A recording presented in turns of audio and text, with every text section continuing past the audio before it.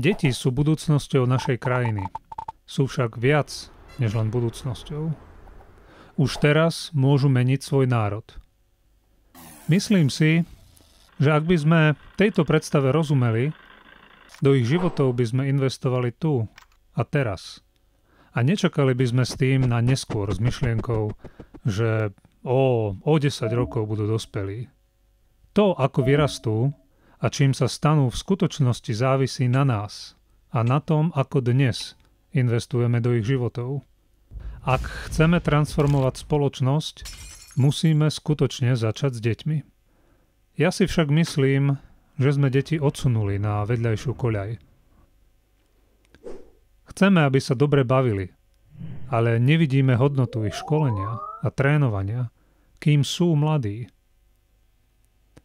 Nechápeme, že už teraz vlastne môžu byť použité Bohom. Myslíme si, že ich máme vyučovať len Božiemu slovu, ale nevedieme ich k osobnému vzťahu s Bohom. Dopúšťame sa tejto chyby. Moja ďalšia obava je vyjadrená otázkou.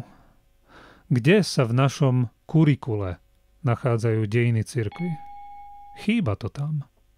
Naše deti preto veľa nepoznajú o hrdinoch z minulosti a o tom, ako ovplyvňovali spoločnosť. V minulosti si Boh dokonca deti používal aj na to, aby ich prostredníctvom zatriasol národmi. Ako kráľ Joziáš v Biblii, ktorý viedol národ, keď mal ešte len 8 rokov. Myslím si, že naša predstava o deťoch je silne ovplyvnená naším svetonázorom. V našej krajine, v ktorej prevláda buddhistický svetonázor, nie sú deti vysoko cenené.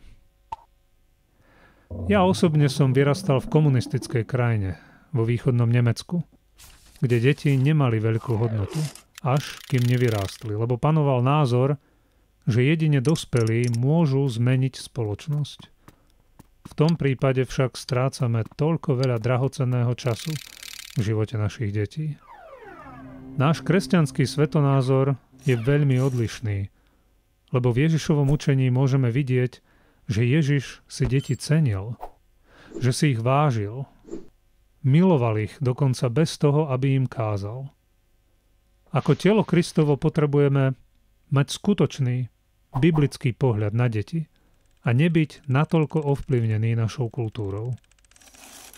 Myslím si, že to, čo nám dáva kultúra, je niekedy dobré, ale nemusí to byť vždy to najlepšie pre naše deti.